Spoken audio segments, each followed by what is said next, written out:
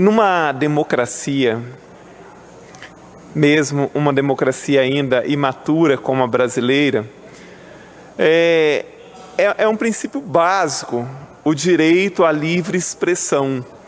As pessoas têm todo o direito de dar opiniões. Claro que de preferência que essas opiniões sejam fundamentadas.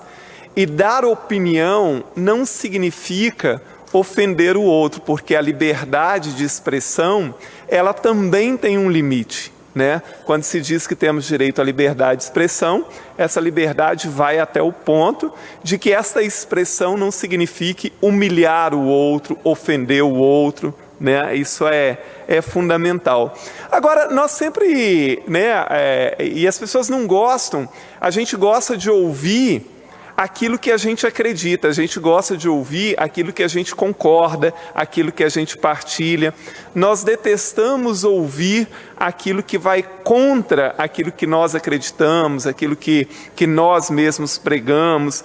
Então, quando se fala no mundo político, as pessoas têm todo o direito de criticar, né? A esquerda tem direito de criticar a direita e vice-versa. Isso é da democracia. Nós somos criticados pelas pessoas o tempo inteiro, né? Aliás, falar mal de político virou o esporte preferido de grande parte dos brasileiros. Agora, nos últimos anos, a gente pensa assim, durante os governos petistas, se você criticasse o Lula ou a Dilma, logo você era taxado de reacionário, de coxinha, de inimigo dos pobres, criticava o governo petista porque você não gostava de pobre na universidade, não gostava de pobre no aeroporto. E não tem nada disso. Quando você critica algo e com fundamento, é uma crítica, não significa que você está desqualificando completamente a pessoa ou o governo dela. E agora, no governo Bolsonaro, a gente entra numa situação parecida. Qualquer pessoa que critique qualquer atitude do atual presidente, imediatamente é taxado de comunista, de lulista, de petista, de não sei mais o que, né? De petralha e por aí vai.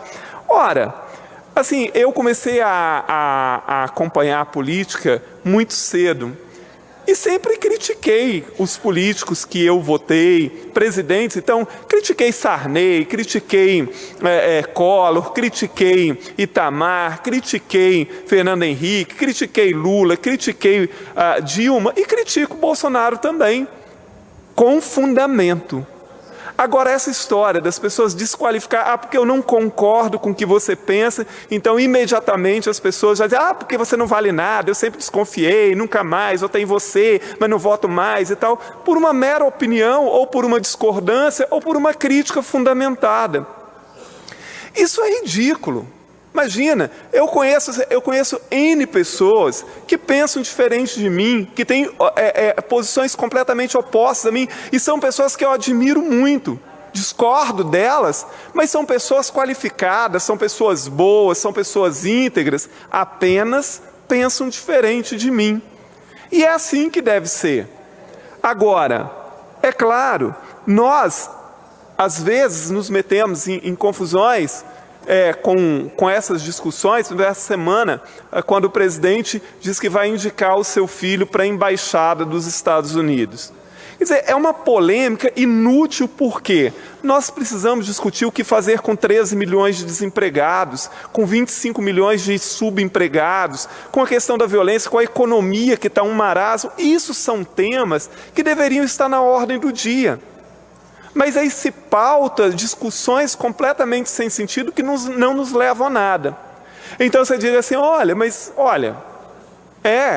indicar filho para a embaixada. Uma época na minha vida, eu pensei em fazer o concurso do Instituto Rio Branco. Provavelmente alguns daqueles que nos ouvem sabem que para você ingressar na carreira diplomática, você tem que passar pelo concurso do Instituto Rio Branco, que é um concurso extremamente difícil.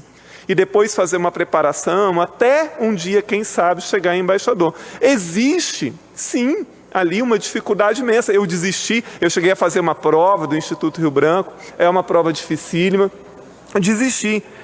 Então, assim, isso é uma prática de nepotismo, uma prática ruim, principalmente para um presidente que se elegeu para combater tudo isso. E isso é verdadeiro e pronto.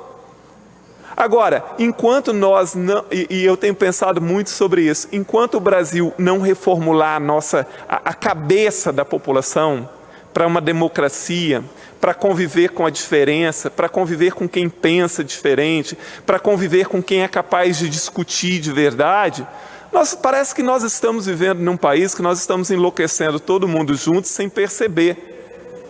Olha, é muito ruim que as pessoas não aceitem críticas. A crítica, se ela for bem recebida, ninguém gosta de ser criticado.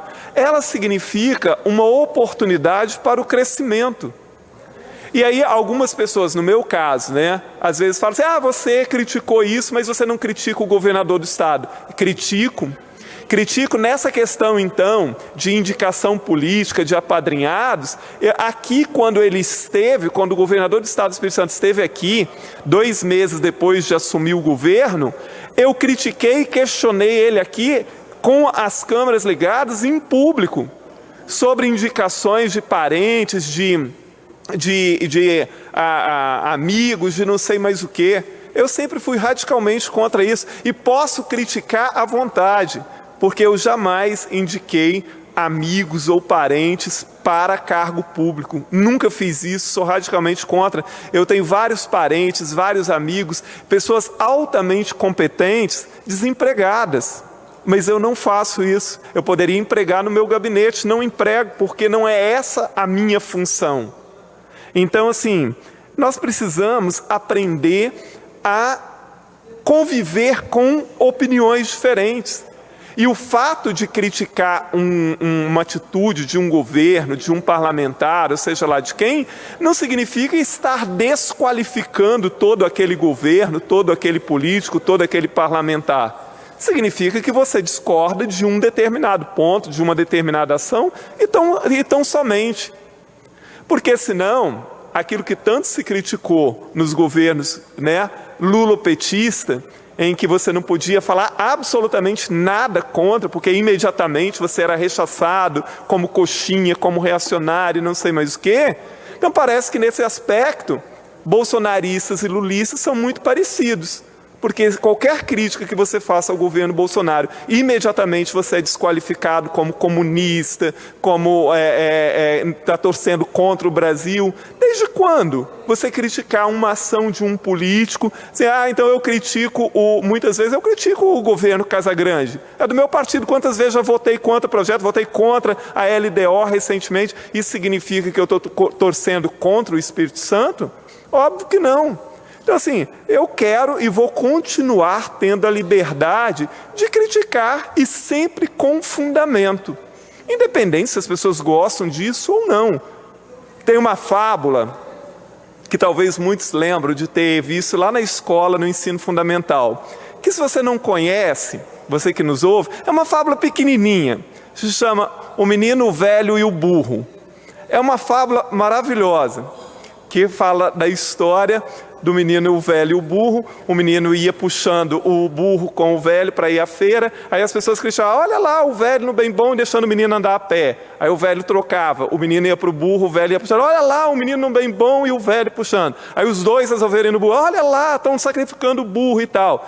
Aí os dois desceram do burro e os dois foram a pé só puxando o burro. Olha lá, 2 idiotas, ao invés de montar no burro e tal. Ou seja, quem quer agradar a todo mundo, não agrada ninguém e muito menos a si próprio.